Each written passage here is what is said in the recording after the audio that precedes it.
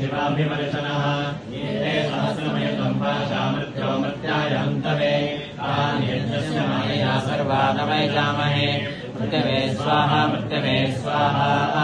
ॐ नमो भगवते रुद्राय विष्णवे मृत्युर्मे पाहि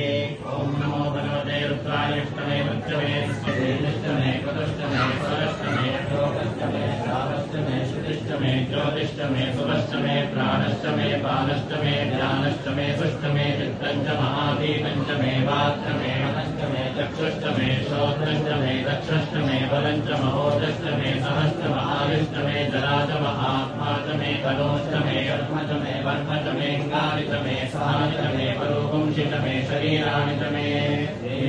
महाधिपत्यञ्चमे मन्यष्टमे भामष्टमे भष्टमे भष्टमे जयमाचमे महिमाचमे वरिमाचमे वधिमाचमे भस्माचमे श्रावयाचमे वृद्धञ्चमे वृद्धिष्टमे सत्यञ्चमे श्रद्धाचमे जगच्चमे धनञ्चमे वशष्टमे कृषिष्टमे क्रीडाचमे मोदष्टमे राजञ्चमे जनिष्यमानञ्चमे सूक्तञ्चमे सुकृतञ्चमे वित्तञ्चमे वेद्यञ्चमे भूतञ्चमे भविष्यञ्चमे सुदञ्चमे सुपतञ्चमरुद्धञ्चमरुद्धिष्टमे युक्तञ्चमे उत्तिष्ठमे अधिष्ठमे सुधिष्ठमे षष्टमे मयष्टमे प्रियञ्चमे कामष्टमे कामष्टमे सौमनसष्टमे भद्रञ्चमे श्रेयष्टमे वस्यष्टमे यशष्टमे भगष्टमे प्रवीणञ्चमे अन्दाचमे भट्टाचमे क्षेमष्टमे दरिष्टमे विश्वञ्चमे महत्तमे संवित्तमे ज्ञानञ्चमे गोष्टमे प्रसोष्टमे श्रीरञ्चमे भयष्टमरुदञ्चमे मृतञ्चमे यक्ष्मञ्चमे नामयष्टमे जीवादुष्टमे देहायुत्वञ्चमे नमित्रञ्चमे भयञ्चमे सुरञ्चमे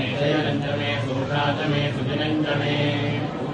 सोमृताचमे भयष्टमे रसष्टमे भदञ्चमे मधुरमे सङ्क्लिष्टमे कपीनिष्टमे विशिष्टमे वृष्टिष्टमे जैत्रञ्चमोभ्यष्टमे रयिष्टमे राजष्टमे पुष्टञ्चमे पुष्टिष्टमे विभुतमे प्रभुतमे बहुतमे भूजष्टमे पूर्णञ्चमे पूर्णतरञ्चमे कृशिष्टमे पूर्णगमष्टमे धञ्चमे क्षुत्तमे देहयष्टमे वाष्टमे आशाष्टमे तिलाष्टमे मुक्ताष्टमे करुणाष्टमे गोधूमाष्टमे मथुराष्टमे प्रियङ्करष्टमे नवष्टमे श्यामाकाष्टमे नीलाराष्टमे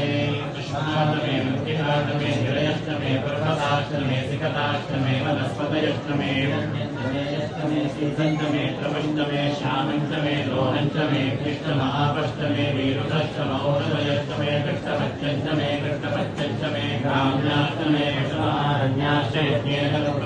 वृद्धञ्चमे वित्तिष्टमे भूतञ्चमे भूतिष्टमे वसुतमे वसतिष्टमे कर्मचमे शक्तिष्टमे शक्तिष्टमैन्द्रष्टमे सोमष्टमैन्द्रष्टमे सविताचमैन्द्रष्टमे सरस्वतीचमैन्द्रष्टमे पूषाचमैन्द्रष्टमे बृहस्पतिष्टमैन्द्रष्टमे